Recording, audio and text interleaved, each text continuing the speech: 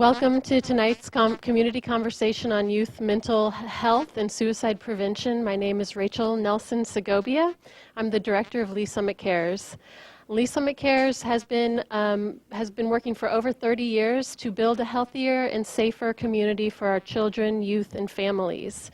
As a community coalition, we work to bring together key players in the community to identify areas of great need. We believe that change cannot happen in a bubble, and so we are very intentional about gathering individuals from the city, the police department, the school district, our mental health providers, the media, the school district, our parents, our youth organizations, convening all of those stakeholders so that we can analyze those areas of need and enact the change that is necessary. Tonight's presentation is sort of a mini replication of this coalition format, as we have several experts from across the various forums in our community who will be providing answers and expertise for you as the audience members tonight. Our purpose for meeting tonight is twofold. Firstly, we are here to provide some education and answers to the parents and the community members who reached out to Lee Summit Cares for guidance after we lost 2 of our young people to suicide earlier this fall. And secondly, we're here to continue a larger and ongoing conversation to reduce the stigma around mental health and suicide. If you did not have an opportunity to visit our resources out front before tonight's event, I hope that you will do so. They'll be opening up after the conversation this evening, so you can visit them on your way out. We will be beginning tonight's event with a panel discussion. We will be following that with a question and answer session where where the experts will be answering questions submitted by you, the audience members. And finally, we'll be closing with a short overview of some next steps you can take if you would like to continue this conversation. I am pleased to welcome you tonight and to now turn the mic over to tonight's facilitator, Carrie Gray. Carrie is a marriage and family therapist. She's the manager of prevention services for Rediscover Behavioral Health and a member of the Lee Summit Cares Board of Directors. For the past 24 years, she has worked with youth, adults, and educators in the areas of mental wellness, bully prevention, and parenting. All right, good evening, everyone. Is this no longer on? Hold it close to your mouth. Okay, I am very loud, but okay, here we go. Hey, it is wonderful to see so many people here this evening to have this very important discussion. We are so happy that you are here. Tonight, before we get started and I introduce you to our panelists, we do need to cover some general ground rules so that we can keep our discussion focused on solutions and get to all the questions and answers, or as many as we can, during our limited time here. So the first thing we're all going to do, and I just did this a few minutes ago, is everybody find your cell phone. Find that cell phone, and if you haven't already, please switch your cell phone either to silent or to the vibrate mode so that we don't have any unnecessary distractions along the way. Tonight, as we are having our discussion with our panelists, it is important that we are respectful to everyone here, participants, panelists, and yours truly, your moderator. In addition to that, if you are here with small children, which I'm not seeing any small children, so I think we're going to be fine there. We're going to just pass over that. But tonight, we are here to gather information and focus on solutions. All right? I know that this is a very emotional, very important topic, and as we discuss what we're going to do as we have this conversation, we're not going to tolerate any blame casting. We also are not going to tolerate anyone making personal attacks on any of our panelists. All right? We're here to focus on solutions and have a good discussion. The panelists will answer a series of questions before we move on to your questions. Your questions are important, all right? So you're going to notice as you're seated, there are some note cards that are dispersed throughout the audience. If you would like to ask a question at some point, what we would like you to do is go ahead and write down your question, and in the event that we're not able to have our panelists answer all of these questions, we would like you to include your email address, because we have a professional group of folks that have volunteered their time to answer any questions that we're not able to answer during our discussion time today. All right? So let's say as they're talking, as we're answering these initial 5 questions, something comes to mind. Go ahead and write it down. Hold up your note card. Someone will come along and collect that question and bring it up to me so that we can address your question. Does everybody understand how that will work? Excellent. Okay, so in addition to that, what else do we have here? You'd think with a font that big I'd do just fine. The last part of this says this meeting will end no later than 8:00 p.m. Okay, and so we'll make sure that we finish with enough time for you folks to go out and look through the resource fair that is outside, because there's a lot of great organizations here with a lot of wonderful resources that they're here to serve you. So without further ado, I want to go ahead and introduce our professionals here. We are very fortunate to have such a seasoned group of professionals that were able to be here and make this commitment in a really short period of time. And so I'm going to go ahead and start with the Arkins. Okay, so Stephen Arkin, if you could raise your hands for our crowd. Stephen Arkin is an MD. Dr. Arkin serves as a staff neurologist at St. Luke's Health System for 24 years, and associate professor at University of Missouri, Kansas City. He is also a mental health wellness and suicide prevention activist. His wife, Karen Arkin, is also a neurologist in Kansas City since 1993. She's a practicing neurohospitalist at St. Luke's East and St. Luke's South and enjoys being challenged by neurological conditions. She is a mental health and wellness and suicide prevention activist as well. And she did let me know that she is on call this evening, and so if she has to leave, she will have to get a phone call and return to us. Next up is Marcia Palmer-Thelwell. Marcia, if you could wave to the group, thank you. Marcia Palmer-Thelwell is a licensed clinical social worker with more than 20 years experience in mental health, social services, adoption, and early childhood education. She is the Director of Children's Services for Rediscover and President of the Lee Summit Cares Board. Dr. Danielle Levan, there at our end, did I do all right? Levan. Dr. Levan joined Lee Summit Physicians Group 5 years ago after completing her pediatrics residency at MU. She enjoys seeing patients at all ages and stages and is committed to helping families who are facing mental health struggles. Chief of Police, he's hard to pick out of the crowd here. Travis Forbes has been Chief of Police for the Lee Summit Police Department since 2014 after having served in law enforcement for 22 years for the city of Independence, Missouri.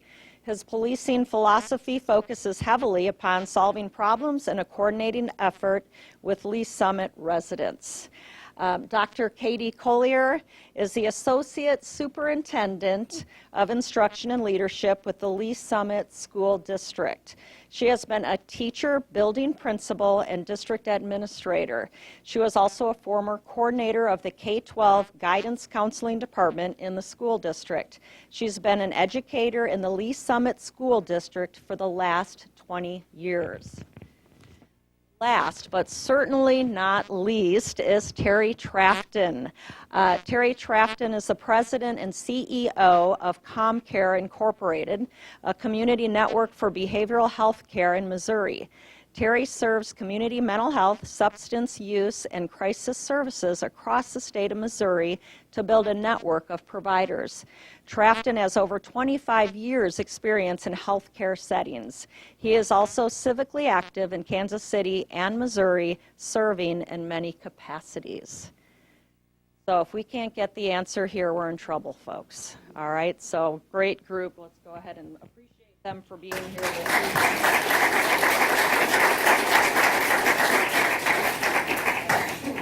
evening. Okay, we already mentioned this. Does everybody need any other clarification on the note card? Then let's move on.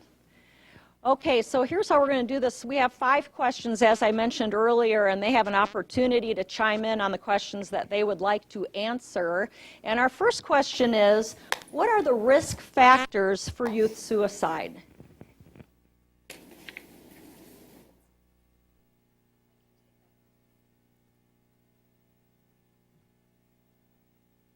On? So risk factors, are very numerous. And I think it's really important. This is actually something that I just learned recently. But cutting or self-injurious behavior is actually a larger risk factor or a more significant risk factor for suicide than even a prior suicide attempt. So I mentioned that first because, having seen many, many teens who have participated in self-injury behaviors before, I didn't even realize until I went to a recent conference that that was such a large predictor. But other risk factors, of course, are symptoms of depression or anxiety, which can look like a lot of things. It can look like irritability in a previously healthy kiddo. It can look like withdrawal from friends and family, appetite and eating changes, failing grades when that was not previously problematic, discord with friends and family, not wanting to be around your friends and family. It can look like somatic symptoms, and what I mean by that are physical symptoms such as stomach aches and headaches.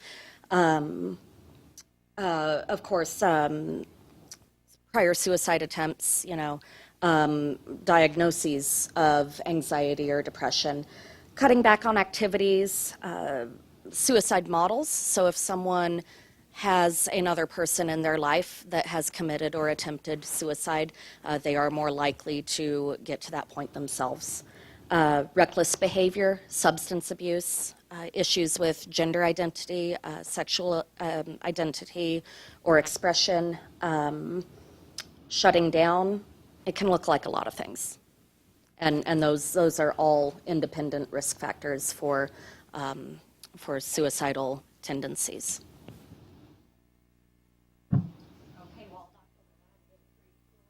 Coverage of talking about some of our, or many of our risk factors. Is there anyone else who would like to add on to that?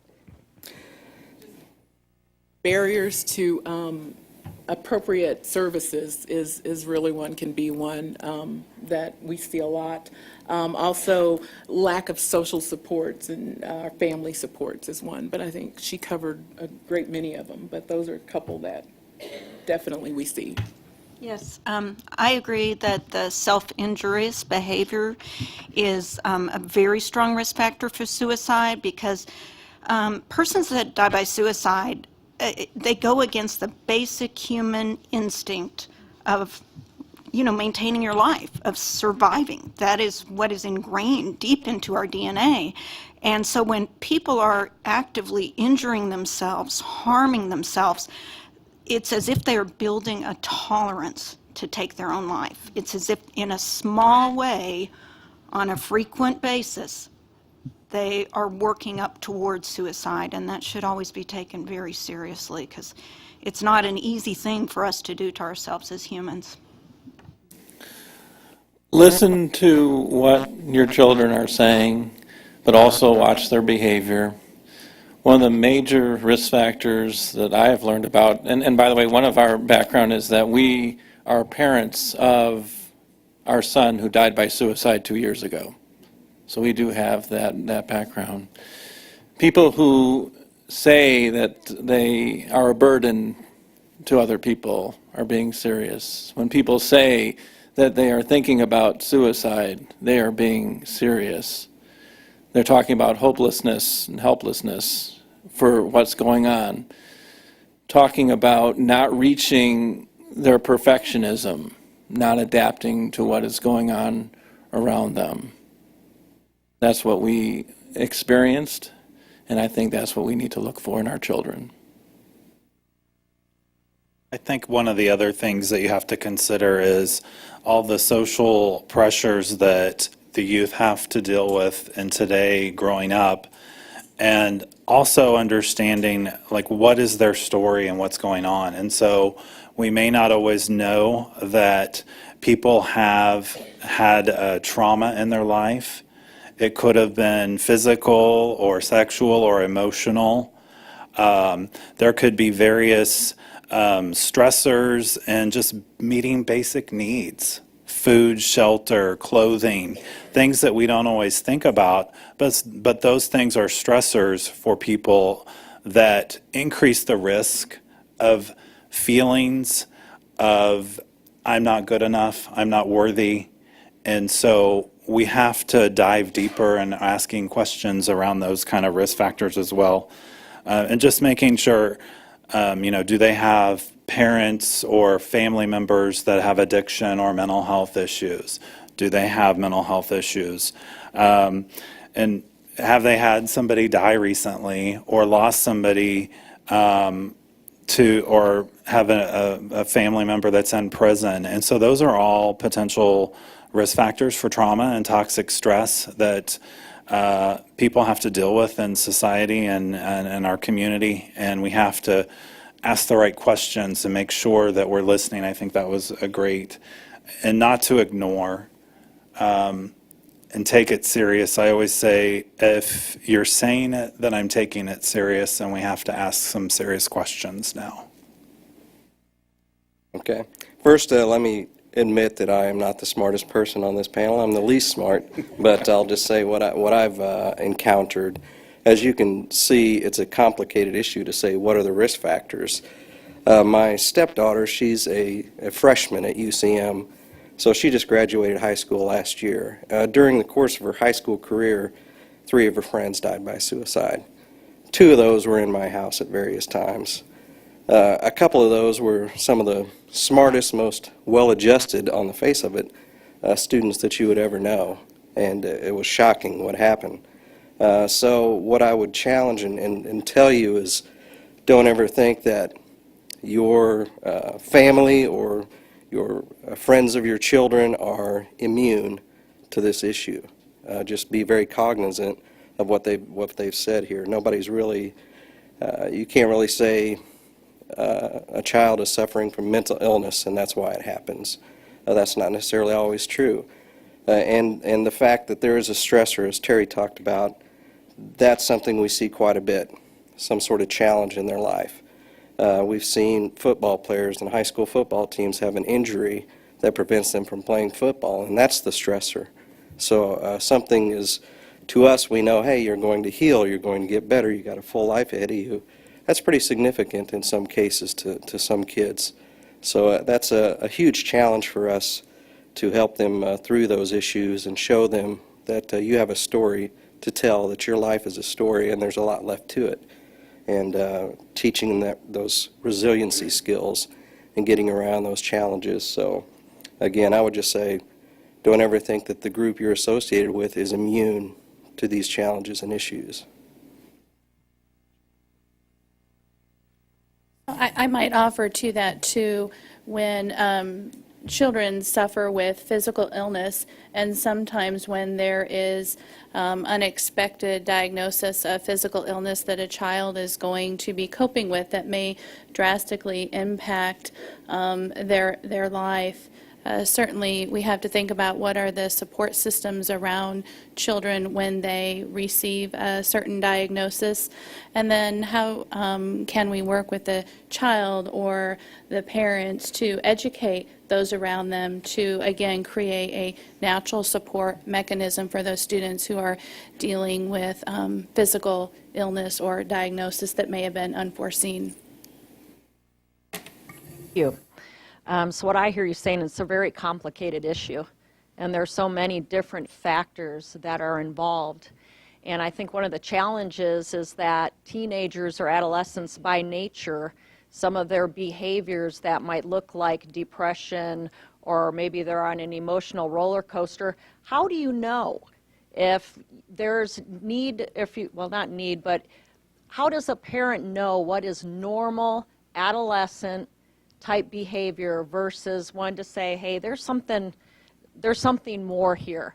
And obviously, Dr. Arkin, you spoke to, if a child is saying things like, I'm feeling a lot of pressure, I'm overwhelmed, that we really need to listen to that. Can anyone expand on that a little bit?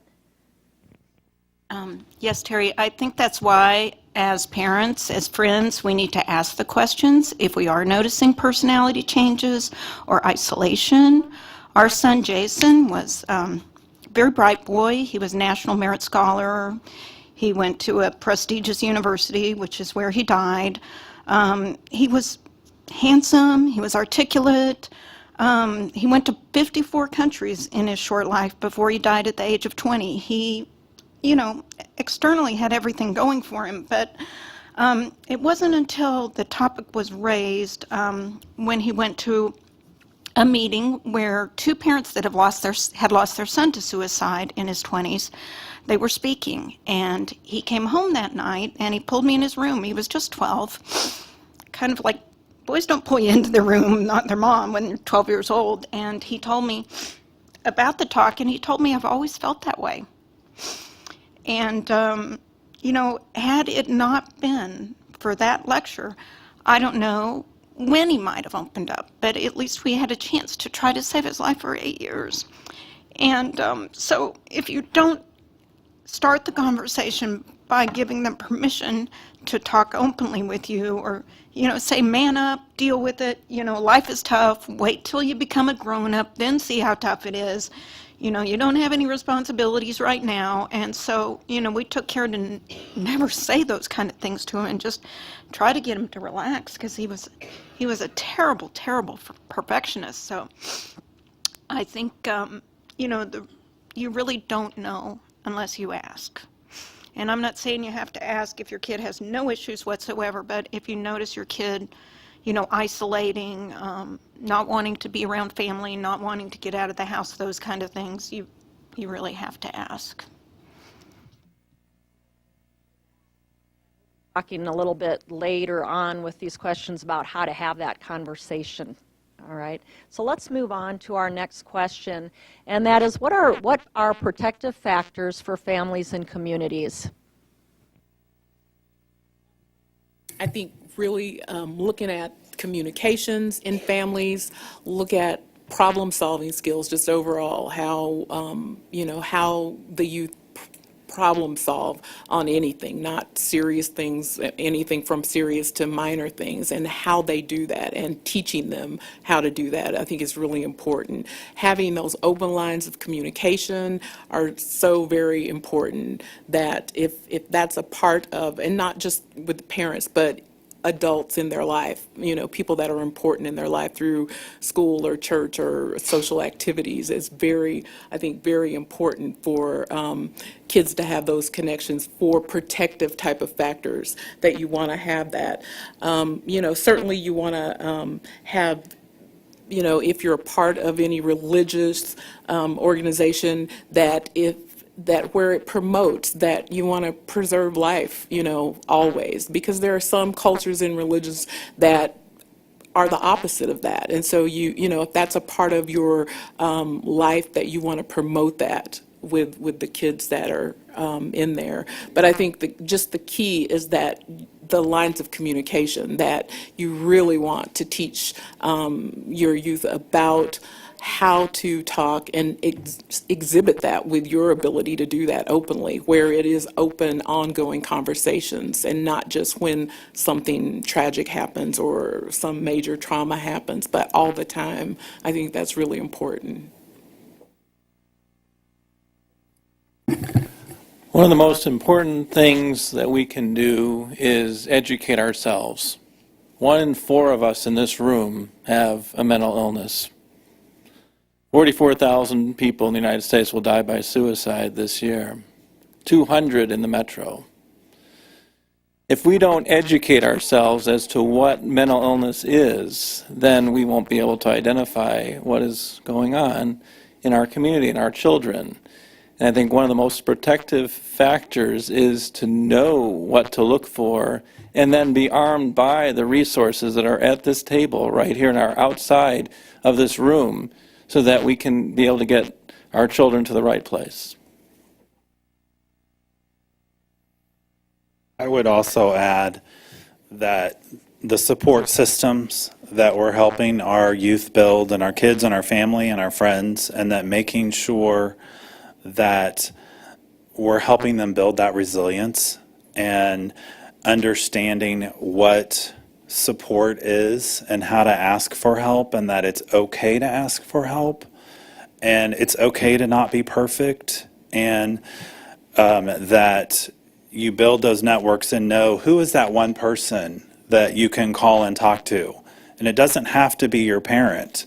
It can be any adult in your life that you feel comfortable talking about with that. And so I think just making sure that they have a good support system as a protective factor.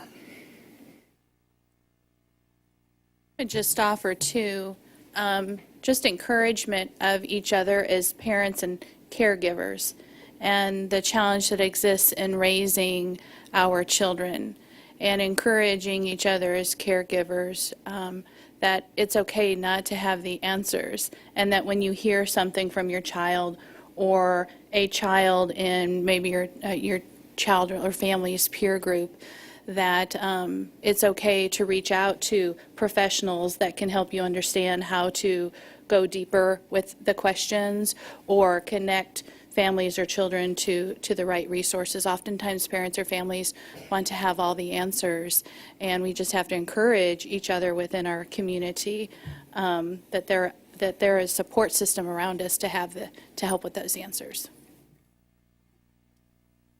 I would add too, let's take this down a notch here.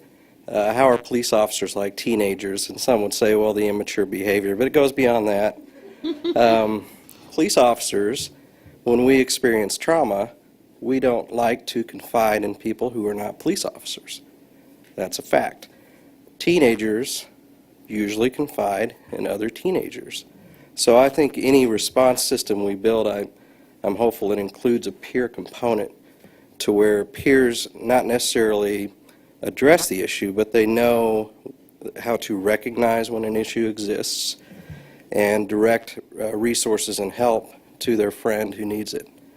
I think that's very important. In the police department, we have a peer support program that's in recognition of the fact that our officers are not always going to come forward and say, I need professional assistance because of what I just went through.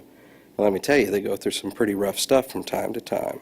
So I think that's very important to have that sort of, again, we can't expect our kids to be doctors or counselors, but we can help them help their friends and, again, get the resources needed to get them assistance. And I think we're headed in that direction as a community. What I hear from our expert panelists is the importance of a good support system, not just at home, because we know, as you just mentioned, that as kids move into adolescence, that they are more likely to talk to their peers about the challenges that they're having. And so part of the intervention needs not only to involve all the different adults in their life, teachers, pastors, youth pastors, coaches, but also their peers, and knowing what to do and how to get them help. Parenting is hard, and being a teenager is really hard. Our next question. Okay, what suggestions do you have for parents to initiate a discussion on mental illness and suicide prevention? I would say to ask very open-ended questions. That's hard sometimes with a teenager that may communicate in monosyllables, grunts and groans, but to try to ask the questions, how are things going at school, which they always hate to answer, and say, especially if they're spending a lot of time on social media, how does this social media make you feel? Do you think the lives that people portray is what their life is really like? And Kids are expected, because college is so expensive now, they're expected to know exactly what they're going to do, exactly how they're going to accomplish it, when they graduate high school. And to me, that's a tremendous amount of stress. I mean, when I went to college, people weren't expected to really know what they wanted to do when they started college. And just to, everything's so increasingly competitive now. Harder on them. They're expected to grow up quicker, in my opinion. And just to really, ask the hard questions and do it frequently, because the more frequently you ask these questions, the more likely they are to break down and go, okay, mom's not going to give up on this one. Because it's easy to just, be on your phone, kid be on their phone. Thank goodness, our kids didn't grow up with iPhones and all of that. They didn't have them till they were like 15. But nowadays it just seems like, the lines of communication are so obstructed. And I think you just need to be there as a sounding board and really watching them.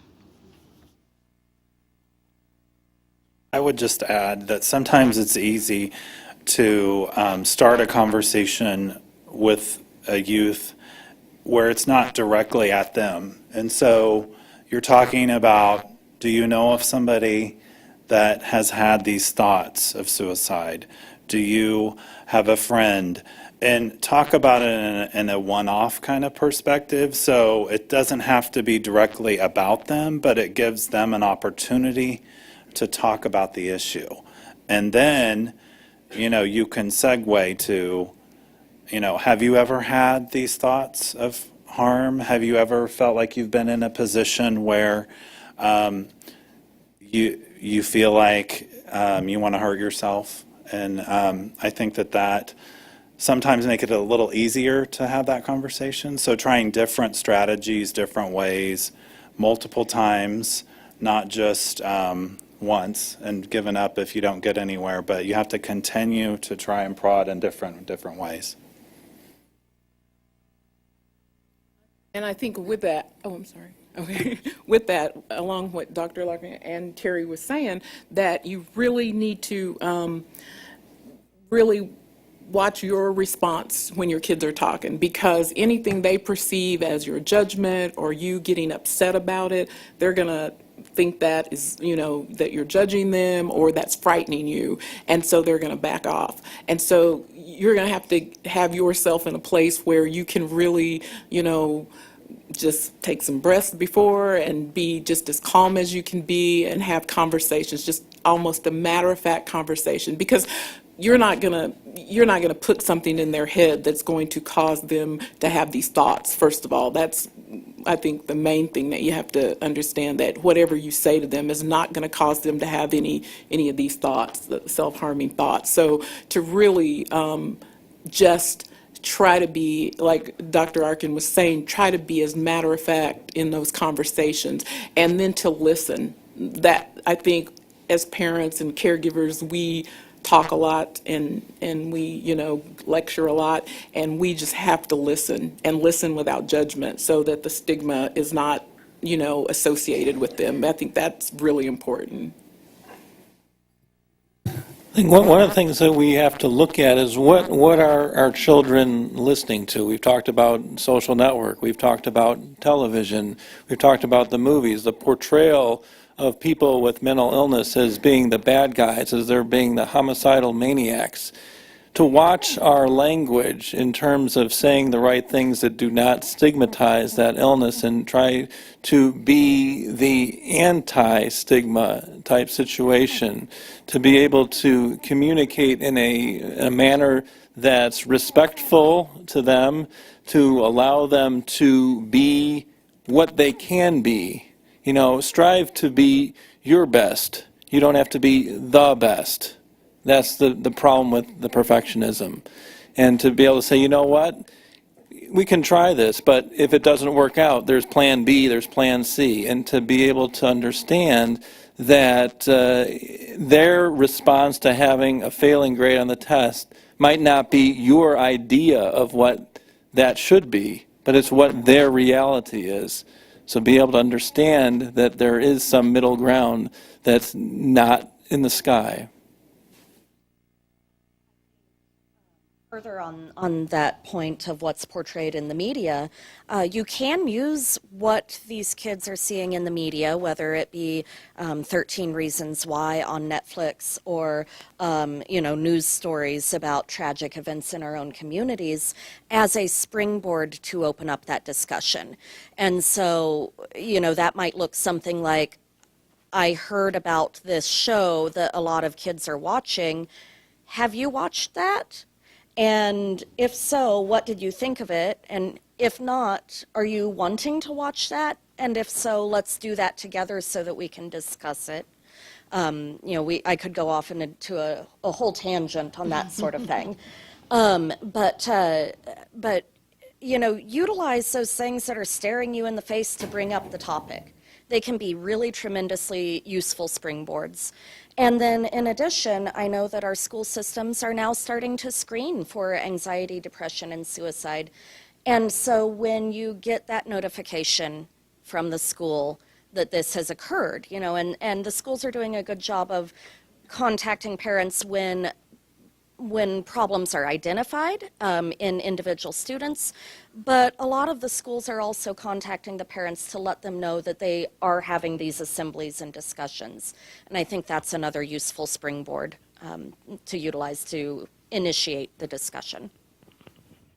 We've talked this evening and talked about that adolescent child, and I would just comment that our very young children, too, are inundated with images and information now in the world in that we live, and that our youngest of people have questions and make comments as well. And there are prime opportunities, whether the child is 6 or 8 or 9, when they ask questions or see something with an adult or caregiver. Those are opportunities to, again, ask those questions and begin those conversations early with children. All right, next step, what steps can we take as a community to reduce the stigma of mental illness? Jump in here. Dr. Arkin was going down this path. I completely agree that our teens, our kids, they tend to model our behavior whether we know it or not. And we often talk about not judging people based upon their race or their sexual orientation, and it seems for some folks that ends at mental illness. And we truthfully don't know the background of some of the people that we see that are struggling with mental illness. And it's true that popular media, social media, all these outlets have kind of painted a picture that is inaccurate about mental illness. As he mentioned, 1 in 4 people suffer from mental illness. So just teaching that understanding and modeling that understanding, and that you just can't judge a person by your initial encounter with them. You don't know their life. You don't know what they've been through. And approaching people with care and compassion as opposed to judgment. I heard a recent story on NPR, and I found it to be very interesting. I had never really thought about it this way, but they mentioned how outspoken people are about things like terrorist attacks and how everyone's afraid of a random terrorist attack, like the terrible event in Las Vegas. And they said, why can we talk about this, but we can't talk about suicide when, there are more gun deaths by suicide annually in the United States than there are homicides. And certainly our chance of, being in a random terrorist attack are much lower than the chance of our lives being affected by suicide in someone we knew. And they said basically because it's a we problem versus a they problem, that it's too unimaginable to think of suicide. And I can tell you, we've lived it. It is unimaginable, and it doesn't get that much better. But with a random terrorist attack, you can kind of think, oh yeah, that can happen to anybody, any walk of life. Even though it's very unlikely to happen to you, it generates all these news stories and all this buzz and all this social network activity. Whereas suicide, you go, well, that's not going to happen to me, and that's not going to happen to anyone I know, but it's so much more likely that it will. And I think that we need to make, I'm not saying specifically suicide, but certainly mental health issues and suicidal, thoughts, something that is that's something that we can talk about, because it's something we truly need to talk about, because suicide it's an epidemic among middle schoolers, among high schools. The numbers are increasing so dramatically. Elderly population, the rates of suicide are increasing. And even in high schools, they've done surveys and, asked kids, what are your top 10 coping mechanisms? And suicide's in the top 10 as a coping mechanism. And when they do these surveys, and it wasn't that way when I went to high school. I don't remember anyone in my high school dying by suicide. I remember other things. But, so I think it's important for us to really reduce on, lessening the stigma. And Steve and I have started a foundation called Speak Up, and we'd be happy to talk to anyone about that later. But, we go to schools free of charge, and we present materials, all free of charge, T-shirts, stickers, posters, that basically send the message, you be you. That's the trademark, you be you. And it's about just accepting the way you are. Progress, not perfection. You're unique, Every human being is unique, and just embrace that instead of the social network, anonymous bullying that goes on in schools. Sorry, that was a little long-winded. We appreciate your passion. And that certainly ties into what Chief Forbes was saying also about just being more compassionate with people in general. You don't know what people are dealing with. I think this is our last question. Oh, Rachel is giving me the cue about the note cards. If you are here in the audience and you would like to ask a question of our panelists, please complete one of the note cards, and you can hold that up. We have one over on that side of the room, and we have folks that will be coming along to collect those and bring them this way. Excellent. Okay, so here we go. How should our community respond? What do we need to do? What do we need to put in place? Having these conversations that we're having now, we need to continue to do that. And as Dr. Arkin, both Dr. Arkins are saying, to educate ourselves through their programming, through Rediscover provides mental health first aid. And actually, there's a sign-up sheet out there for one that Dr. Nancy Osborne is going to do the end of this month at Rediscover. And that's free also through Rediscover. So those are the kinds of things. It's a youth mental health first aid, and so teaches you about mental illness, teaches you how to talk to youth, just so that, to decrease the stigma of it. That's a huge thing. Talk about trauma and how that has an impact on mental illness and suicide.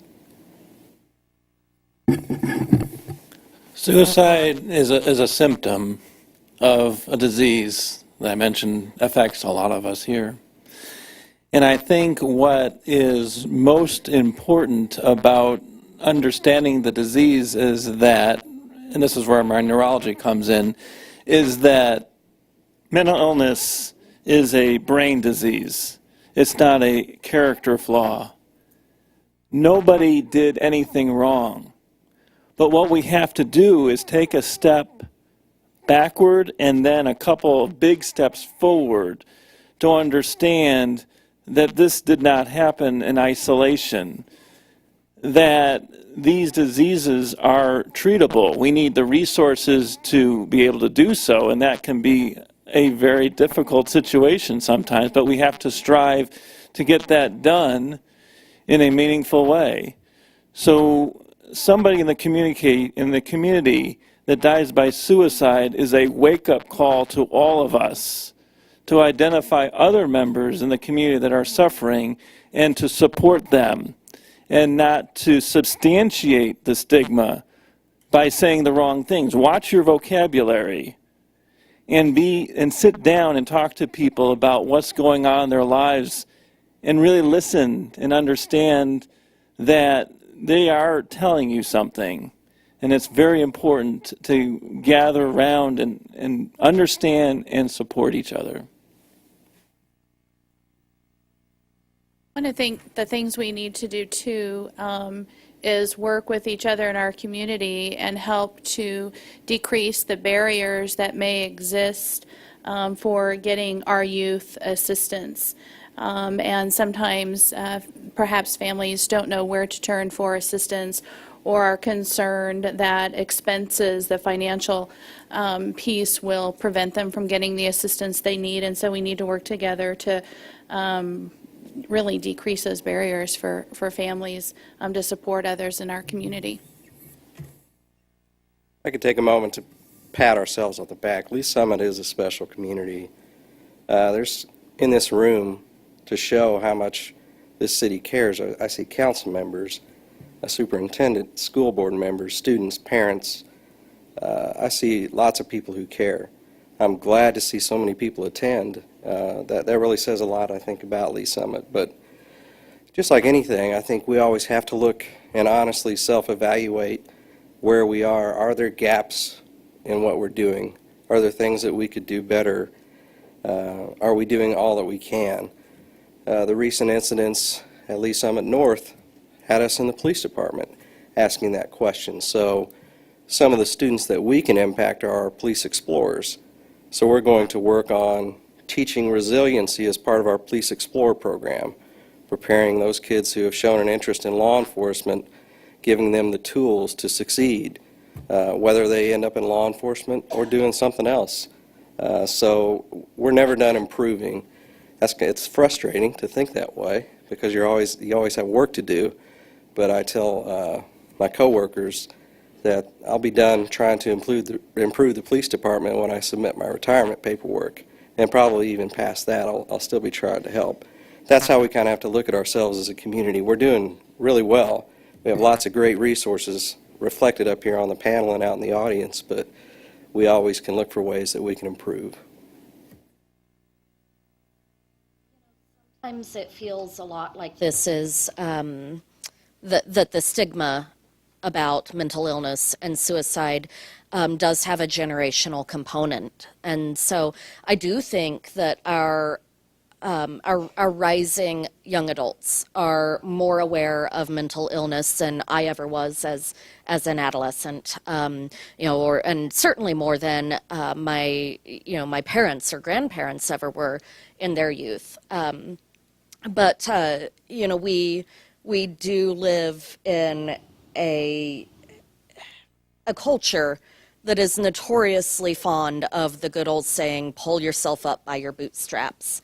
And so this takes a revolution that starts not with our teens, but with their older support systems, and so having these conversations is so important, because while I am so thrilled to see the young faces out here, more than that, I'm thrilled to see the adults, the parents, the grandparents that are here, because your kids are listening, even when it feels like they're not, and they're reading your cues, and so your attention to this as a serious issue really, it really comes through, and that's where a lot of the difference is going to be made.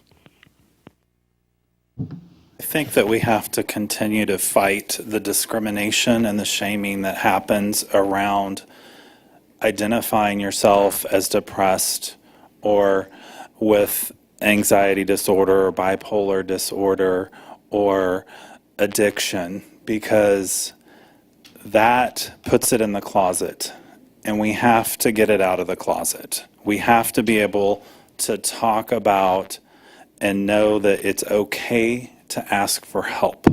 Treatment works and recovery is possible. And so we have to give people those messages and to help the youth understand that if you have a friend that is saying things like this, that I want to hurt myself, that I don't know why I'm living, I feel worthless, that it's okay to help them, to speak up for them, to say, I am going to help you, because we so often hear stories where peers are in situations and they don't speak up and they let things happen and they don't realize what's going on. And so just to say it's okay, we need to get help, and it's not a sign of weakness to do that. That's the age-old issue that I'm weak if I'm depressed or getting counseling, or seeing a psychiatrist because it is a brain disorder. And sometimes you have to have medication to fix that, the neurons and the synapses working. That doesn't mean you always have to take that medication, but you may need to take it for a period of time. And that's okay. I mean, it's easy for us to say, I have breast cancer, or I have prostate cancer, and I'm getting help. But it's not okay to say, I have depression, I have bipolar.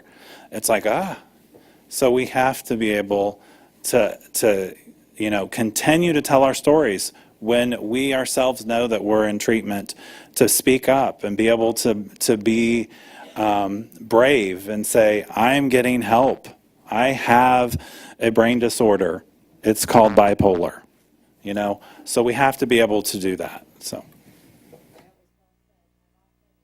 Part of it, if someone had diabetes, would they not take their medication?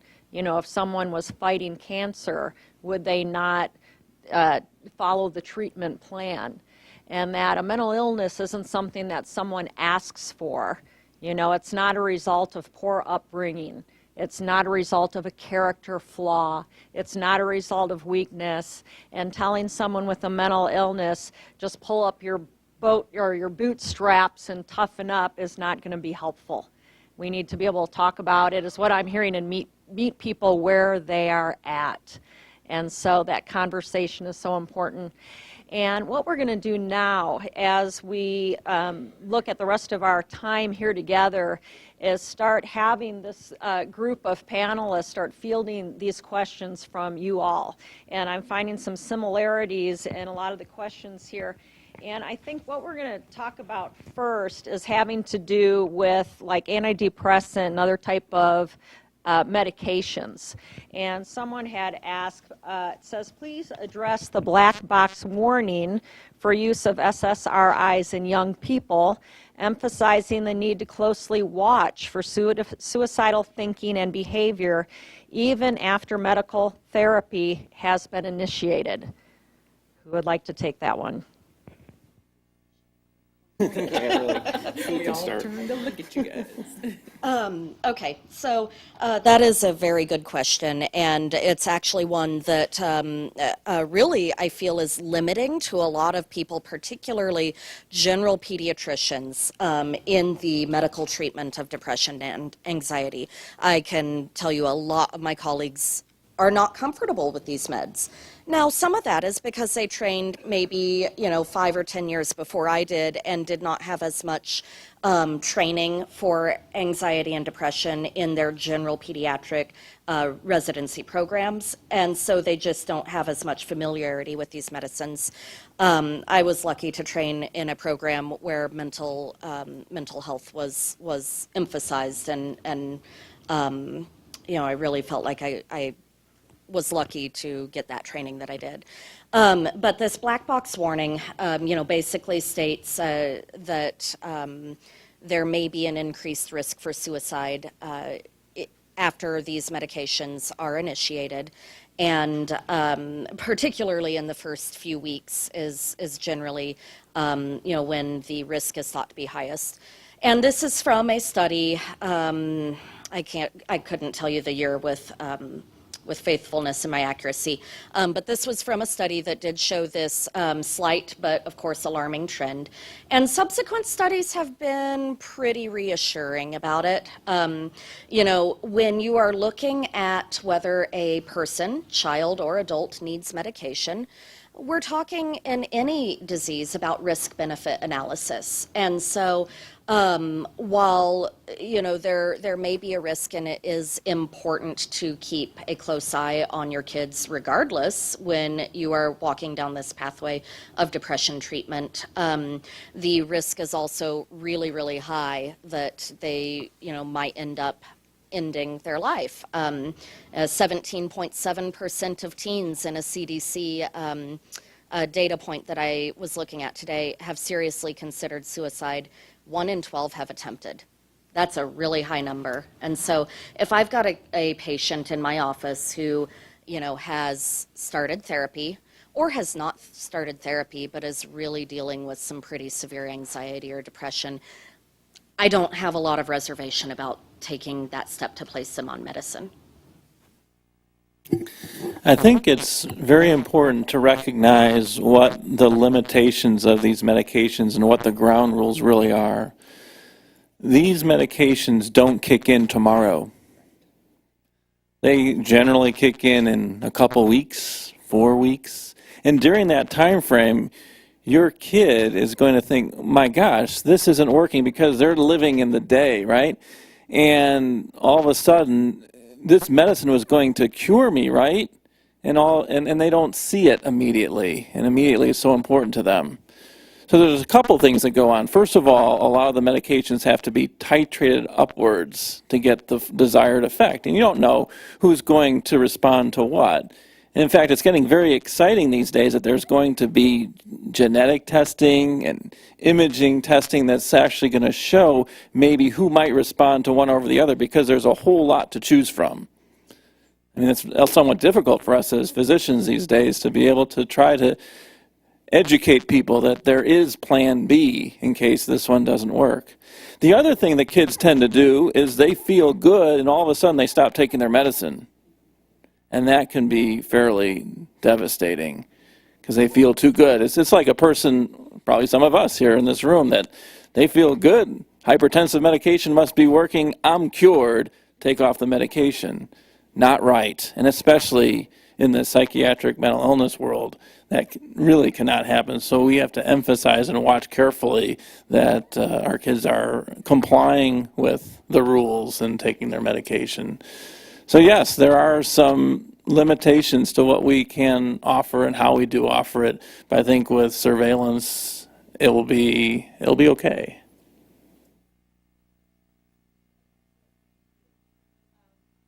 Next question is, getting treatment is hard, it's costly, it is time consuming. What do you have for navigating the healthcare system, and how can you help folks that don't have wonderful insurance coverage? Where can they go to get help? Marcia? Well, I work for a community mental health center, Rediscover, and so we do provide services for people from an array of payer sources, from private insurance to Medicaid to folks that don't have insurance. We work really hard. Our CFO is here, and he's like looking at me like, don't say that. No, we really do work really hard with everybody that comes through our doors to try to provide services to them. Whether if we can't provide them directly, then we connect them with somebody that can. And that is kind of one of our main things that we do. We have an array of services, from psychiatrists to case managers to therapists to nurse practitioners. We have peer support, which is one of our peer folks is here tonight. That is very important. Folks that are going through stuff can also relate to someone that's working in the field that has also gone through that, or their child has gone through that. So we really rely heavily on that, and we try to help people navigate, because it is, I mean, any of us that we've tried to get services through anything, through medical or, through insurance companies or car places, where we just want to hang the phone up. Well, if you're dealing with trying to get services for a mental illness, then you're having to go through that. That can just make it worse. And so we really try to help people navigate that system and connect them with the services. We have some of our outreach people here with our Zero Suicide program that go right to them. They will meet them where they are, anywhere in the communities or wherever they need to. So I think that those are the kind of things that just, look out there anywhere, it doesn't have to be at Rediscover, but out there and just find out. We are happy to talk to people on the phone just to try to connect them. If they don't, aren't able to come to our services, where can they go? And we'll work with them to try to find a match for them. ComCare operates the regional crisis intervention line, and help is free and a call away. And the number is 888-279-8188. And we have cards out there on the Rediscover table because we operate this call center on behalf of 9 mental health centers in the region and 1 addiction recovery program. And so our job is to take the call. We have trained, licensed counselors and social workers. One of them's here tonight, Beth. Thank you. She answers the phone every day for us, 5 days a week, not every day. But and you can call the number and we will help direct you, regardless of where you are, to the appropriate provider like Rediscover, or maybe Comprehensive Mental Health, or maybe Swope Health, or Truman Behavioral Health. And so just know that you can call that number and you can get access to care.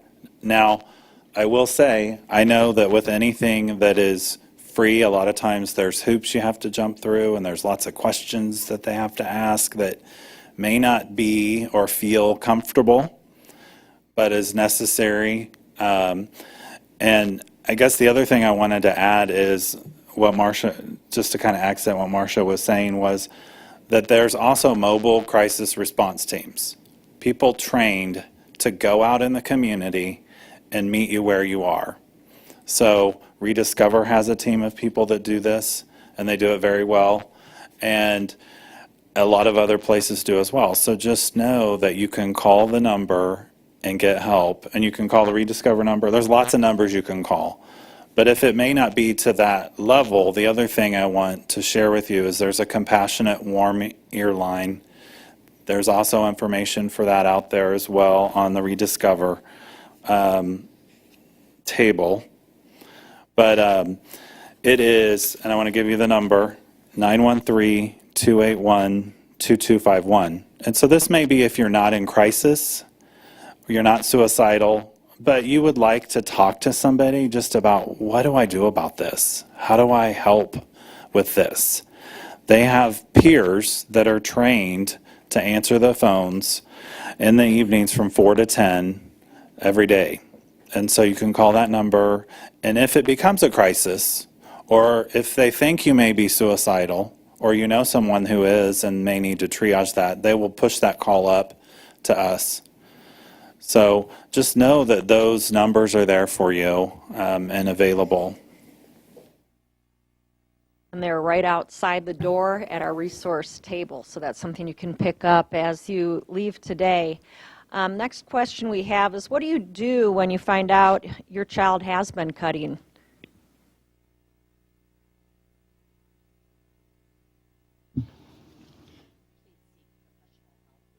And I mean, that's not meant to sound flippant, but you know, that is definitely worth a call and a visit to your doctor.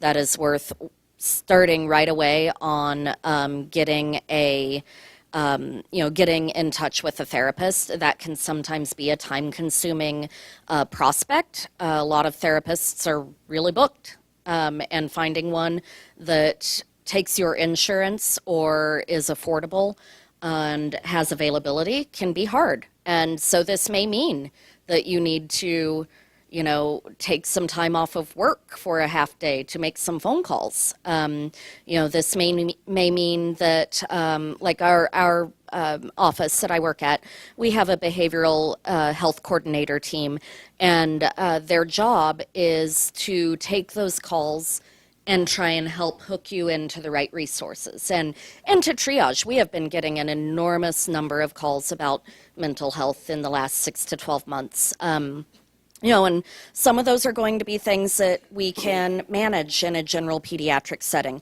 Others are not. And so we have our behavioral care coordination team to kind of triage and help you determine if your child is in need of the more, you know, robust, not robust, but more expert services of a psychiatrist, or if this is something that one of our physicians can manage.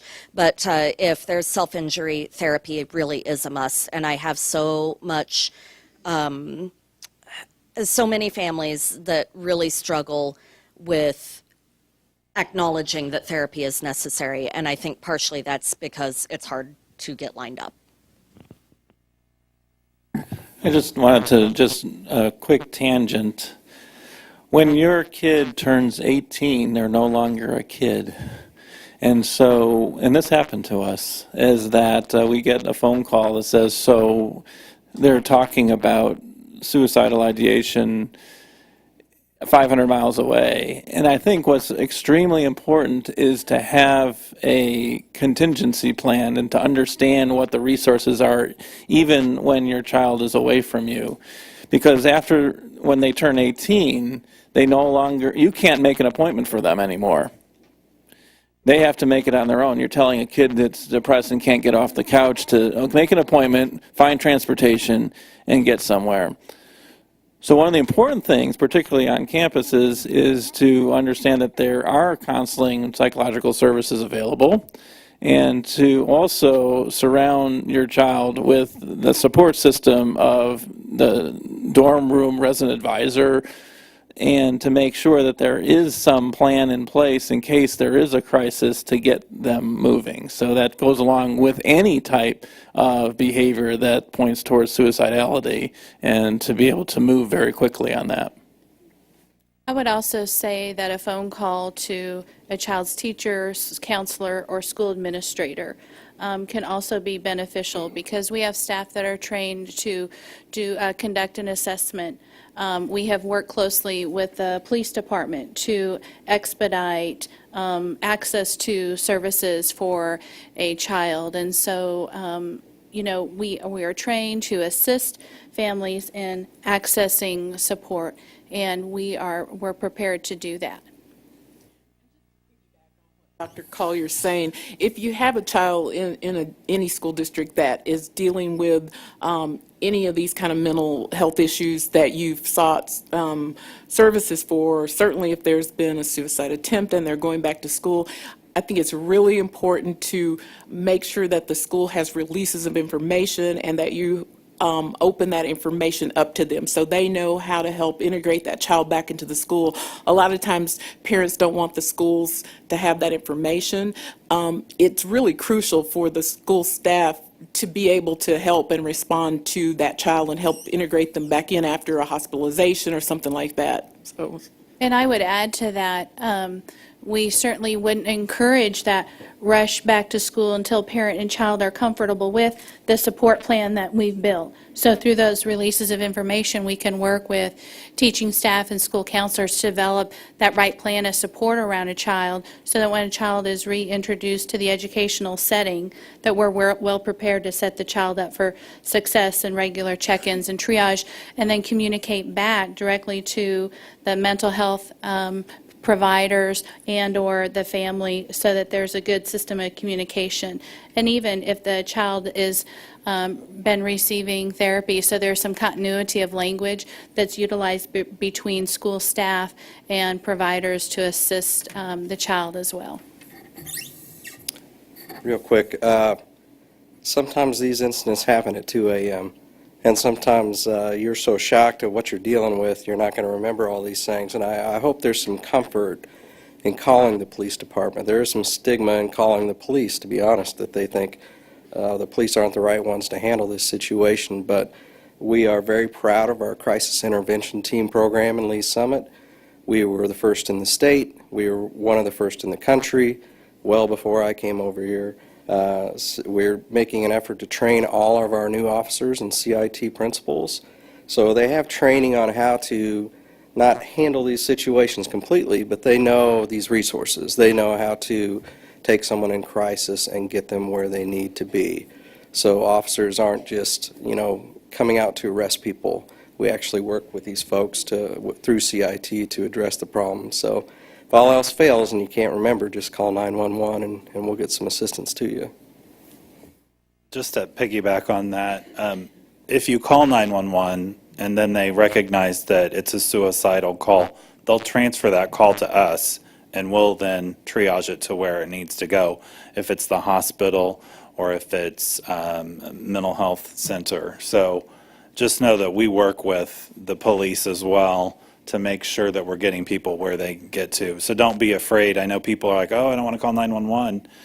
And it's like, just call a number. And if that's the only number you know, call it. So Any indication, self-harm, talks of suicide seriously, And if you don't know what to do, call 911, and that will initiate the process. And it sounds like we have a really good process here already in our community. Okay, so we'll probably have a few more questions that we'll be able to take before we need to wrap up. One of the questions here is, how do I help my children cope with the loss of a friend or a classmate? Having those conversations with them, asking them open-ended questions about, what they think about it, how they feel about it, how that's impacted them, and just have those conversations. Don't go into it thinking that you need to have the answers for them. Just to listen to what they have to say, and wherever that kind of takes you. You don't have to be the expert on it, but to listen in a way that they know that it's not shocking, whatever they say is not shocking to you. I think that's your main role, is to really work that you're not being shocked by what they're saying, or that it's not so emotionally impacting you from what they say, because I think they'll shut down and won't talk to you further. But I think also, and teaching them the compassion, to show compassion and empathy to other people, and you teach them that by doing it. So I think one of the keys is to not play the blame game, and to have people understand that it's not their fault, and not to try to go back and try to figure out what they did wrong, but to try to figure out what to do right going forward. And then going back and educating again, trying to figure out how to identify folks in the future that may be in danger. So having the discussion, and being respectful, and not, just basically listening and understanding that these kids' brains are not fully developed, so they can't really understand that process, and make sure that they understand that this is a disease and not a weakness in their friend or a character flaw in their friend, and that the disease won this time, unfortunately. But that going forward, that they can really make a difference in identifying who else might be in trouble. Certainly, panel members can correct me here if I'm wrong, but what we try to educate parents about too is to take cues from students. So sometimes we expect that they're going to want to talk with some immediacy tied to the loss of life. However, students may not be prepared to talk, and it might be 2 weeks or 2 months later where an event, a symbol, something triggers the comment, the question, and allowing children also opportunity to express themselves in different way. And perhaps they choose not to process, but they choose orally, but they choose to process through art or music or whatever that might be, but being watchful and mindful of the cues they're giving you that are signals for preparation for the discussion.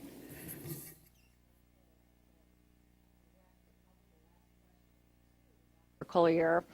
And this is, what are the plans being considered in our district, it's a good question, for education of suicide and mental illness for students, and will this include elementary level students? Sure, I certainly appreciate that conversation. So while we have training for staff, one thing that we know is that we're actually going to be expanding the training that we have for staff. And just this year, we started to expand the circle of those folks trained when it comes to threat assessment, and having conversations about expanding that circle of staff trained in the area of suicide assessment. Secondly, we know that we have to also increase, just as we do around the topic of bullying, education for our students, also have to educate them on just well-being, overall well-being, and what that means to be a well individual, and that it talks, that connects to resiliency. So there's just so many components of this that, one, we know we're going to increase our training for staff.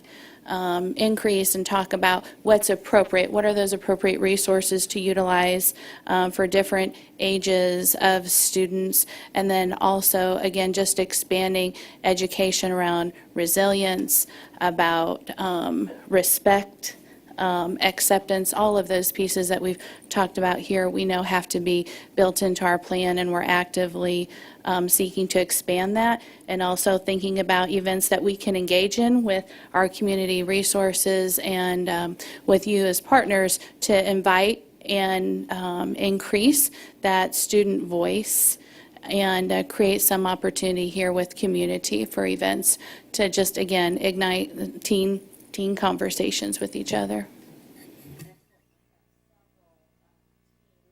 Within the crowd and young adults that are saying, how can we get involved, how can we help? And in just a few minutes, we are going to talk about what those next steps and opportunities are to get involved and continue this discussion. But before we do, I do have one more question. I promise this is the last one for now. And if it is not your question, as we mentioned earlier, we do have a group of professionals that will be taking the time to respond to any questions that we were not able to respond to during this time. All right. And this question is, how do you respond to your middle schooler when they say, no one understands, the counselor, psychiatrist, parents, grandparents do not understand, only my friends that have been through it understand? That's hard.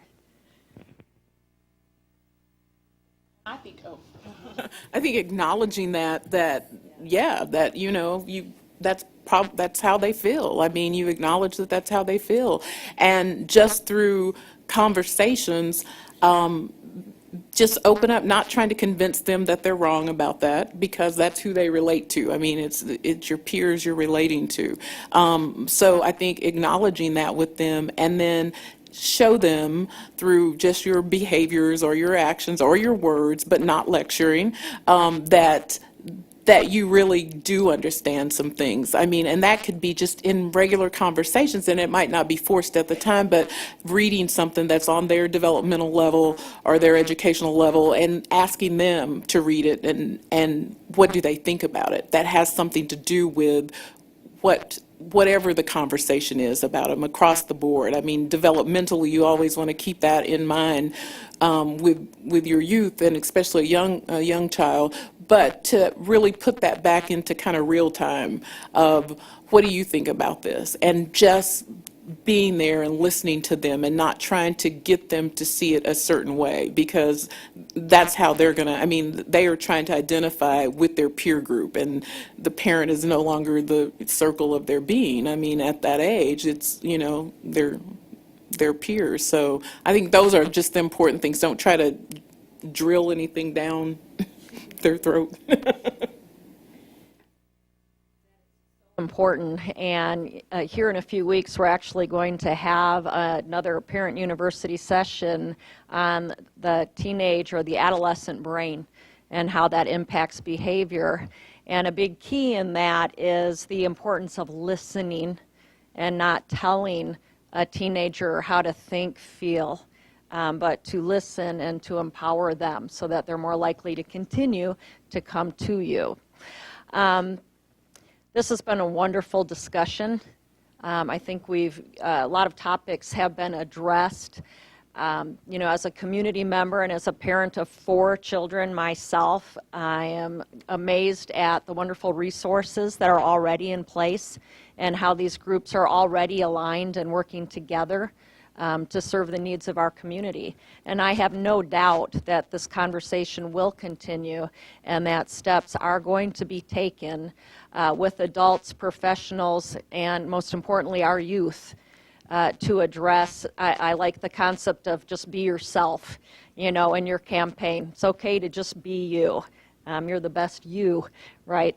And so there are going to be a lot of opportunities after this evening to be involved. And so if Rachel, if you want to move our slide a little bit forward, oh dear, I have to walk over here.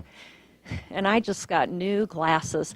Okay, so obviously outside we have the resource tables, and there are people there that are manning those tables that can assist you in answering questions that you may have. Also, you can sign up to receive monthly emails and mental wellness committee updates at the Lee Summit Cares table that is out there. That is correct. We have already formed a mental wellness committee that is open to new participants, and we'll be meeting regularly to talk about these needs in our community and put together plans to address these needs. So be sure to sign up outside if you would like to attend, or at least if you cannot attend, by providing your name and your email address, we can keep you up to speed with minutes from that meeting so that you know exactly what is happening and what events and things are going to be happening in the future. In addition to that, you can attend Lee Summit Cares Partnership to Prevent Risky Behavior meeting. That's coming up on November 14th from 9 a.m. to 10:30 a.m. at the Lee Summit Police Department training facility. And so we will be continuing the discussion there as well. You can also sign up to attend Youth Mental Health First Aid Training. This is an all-day training, and there's actually one tomorrow, which might be hard for many of us, obviously, from 8 to 5 p.m. But the same training is also being offered by Rediscover Mental Health here in Lee Summit on November 27th from 8 to 5 p.m. And that is an excellent training. I attended that training recently, and it's all in terms that you don't have to have a PhD or medical degree to understand. They clarify exactly what the different types of mental illnesses are and how to communicate with folks when you have concerns, what to do, what not to do, how to be a positive support. In addition to that, you can visit the City of Lee Summit website to view a recording of tonight's event. And so Lee Summit Cares will be sending out some information about when that will be available. And so if you want to go back and hear some of those answers from our professionals again, that is going to be an opportunity to you. And then finally, if you have any questions, you know, in addition to things, again, that haven't been answered tonight, or ways in which your organization or you as an individual would like to get involved, you can contact us at Lee Summit Cares, which is lscares@rediscovermh.org. All right. And so before we wrap up, I do need to mention that there was some type of document handed out prior to the start of this discussion, and we have not had a chance to go through that document. The only documents that Lee Summit Cares has provided and approved, if you will, are the things on our Lee Summit Cares table. So just to let you know, if you receive some document that wasn't something from Lee Summit Cares, it may be a great document, we just haven't had an opportunity to review it.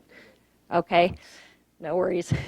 Let's see, where do we want to go from here? We want to say thank you to our amazing panelists. These folks volunteered their time to be here tonight. We're very appreciative of that. And I would like to make a special thank you. Rachel Segovia, please stand. This lady put this together. Talk about moving a mountain in a short amount of time. So a lot of gratitude goes to Rachel for doing this. If you have some big plans coming up and need a personal organizer to do that for you, give Rachel a call at that Lee Summit Cares website. Also, we have some important phone numbers for you to take with you today. Many of these are also on business cards outside in the resource fair area. So again, thank you for your time, and we hope you sign up to learn more about other opportunities available through Lee Summit Cares. Have a great evening.